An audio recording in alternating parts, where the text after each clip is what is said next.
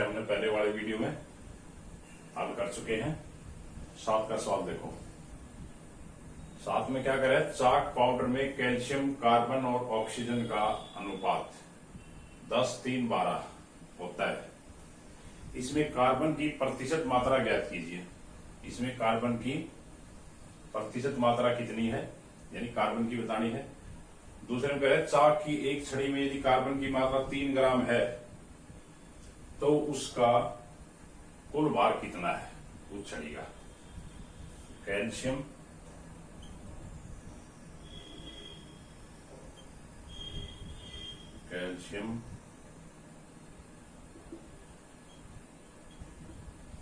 Carbon अनुपात oxygen कितना अनुपात है, 10, 3 और 12, यानी इतना होता है। अगर कैल्शियम 10 है तो कार्बन 3 और ऑक्सीजन 12। 10 यूनिट, 3 यूनिट और 12 यूनिट है एक चॉक पाउडर में। तो इसमें हमने कार्बन की बतानी है, कार्बन कितने परसेंट है। तीनों की नहीं पूछ रखी, खाली कार्बन की बतानी है। तो इसका कैसे निकालेंगे, कार्बन की भिन्न कितनी हो जाएगी,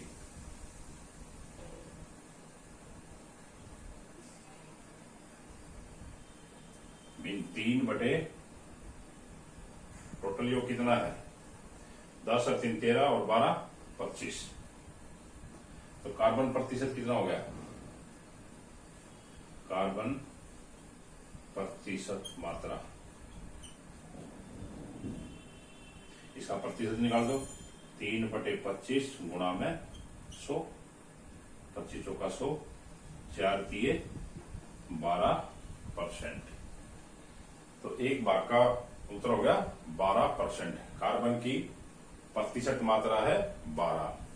अगर इसमें और कैल्शियम की पूछे तो कैल्शियम की कितनी हो जाएगी, 10 बटे 25 गुणा में 100, 25 चौका 100, कैल्शियम की मात्रा हो जाएगी 40%। और अगर इसमें ऑक्सीजन की मात्रा पूछे तो ऑक्सीजन की कितनी हो जाएगी, 12 बटे 25 गुणा 100, 1200 48%। तो ये अलग अलग पूछे तो ये हो जाएगी। लेकिन इसमें एक की पूछ रहा है कि कार्बन की प्रतिशत मात्रा, कार्बन की प्रतिशत मात्रा कितनी हो जाएगी, 12% कार्बन है चाक पाउडर में। दूसरे भाग में कह रहा है ये, अब चाक की छड़ी में यदि कार्बन की मात्रा 3 ग्राम है तो उसका भार कितना है, कुल भार उसे चाक की छड़ी का कितना है। तो देखो इसमें मात्रा 3 है तो कुल भार कितना है इसका, चाक की छड़ी का भार, चाक की छड़ी का कुल भार कितना हो जाएगा, टोटल को जोड़ दो, 10 3 13 3 25 ग्राम। तो इस छड़ी का कुल भार हो जाएगा 25 ग्राम।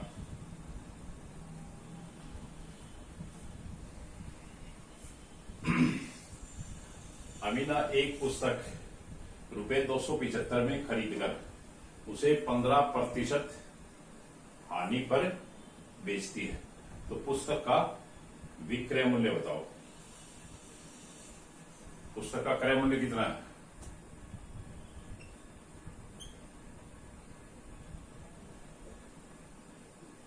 पुस्तक का क्रय मूल्य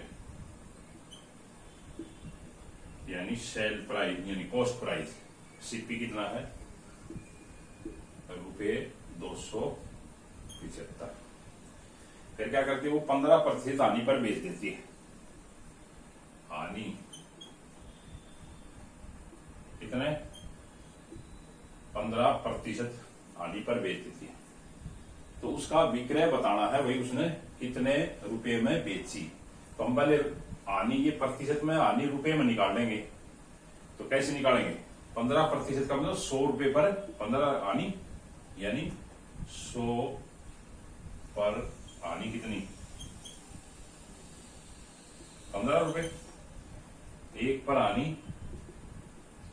15/100 और 275 पर आनी कितनी हुई?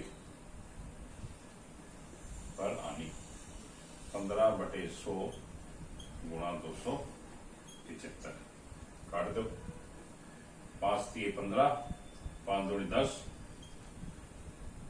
5 5 500 का 20, 525, 5 5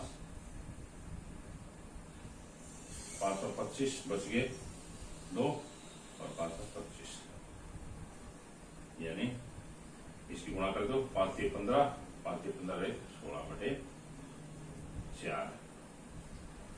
इसके निकालो अगर सरल करो इसमें 4 से 4 चौका 16, 5 4 एकम 4 बच गया 1, 10 लगाओ 0, 4 दूनी 8, 2 0 0, 4 पंजे 20, यानी 41.25। ये आ गई आनी। तो इतने आनी में बेची है तो विक्रय मूल्य कितना हो जाएगा? पुस्तक का विक्रय मूल्य, पुस्तक का विक्रय मूल्य इतने में खरीदी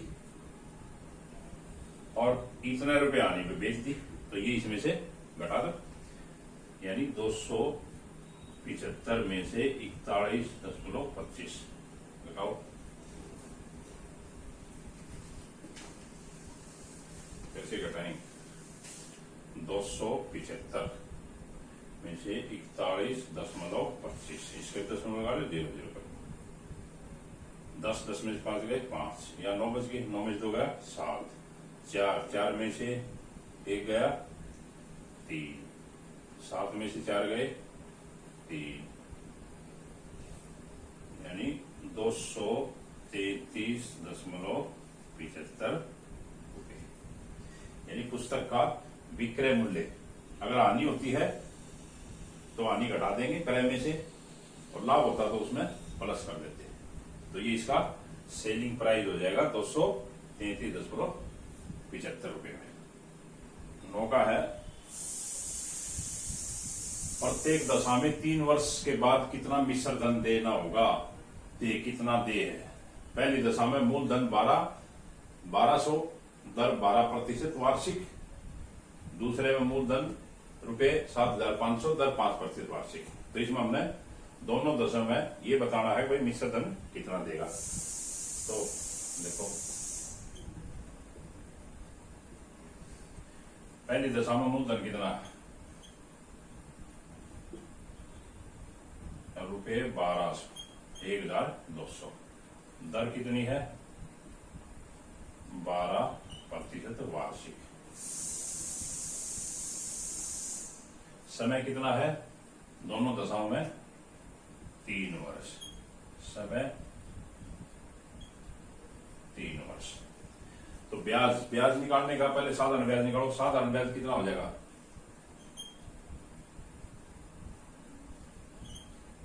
क्या सूत्र है साधारण ब्याज का? मूलधन गुणा दर गुणा समय बटे में 100। तो मूलधन कितना है?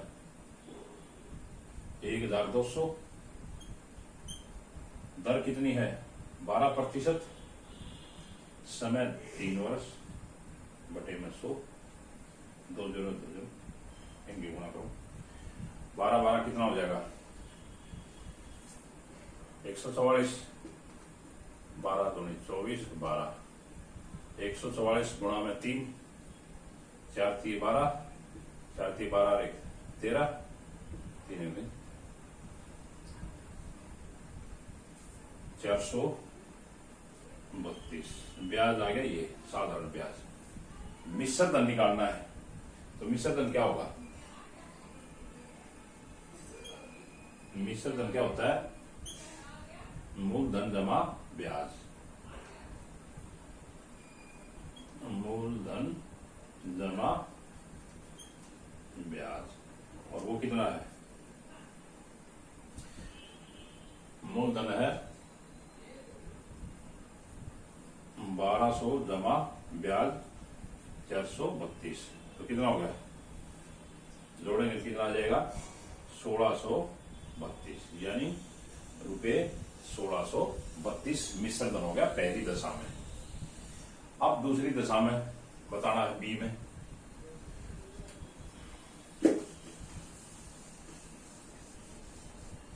बी का हदिया निकाल लो। बी में मूलधन कितना है 7500, दर 5% वार्षिक, समय वो 3 वर्ष, ब्याज कितना होगा साधारण ब्याज,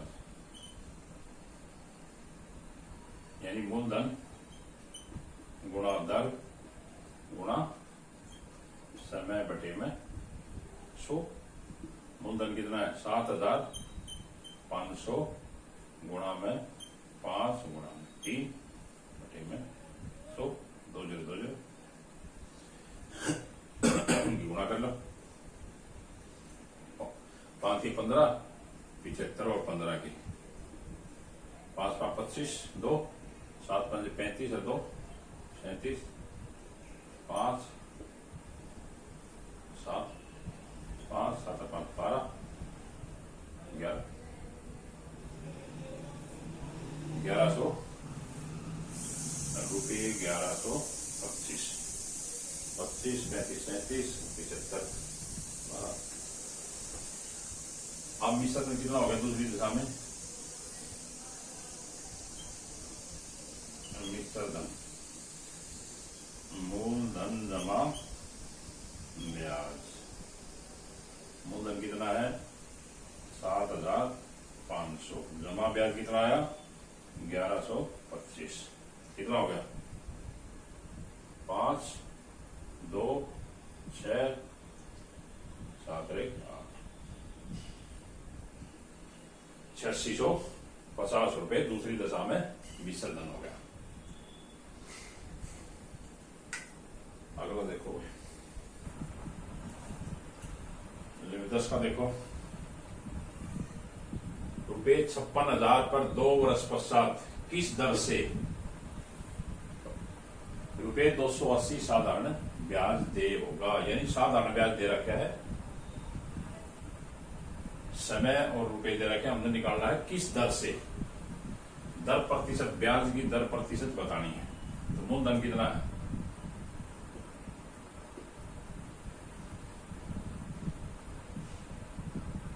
मूलधन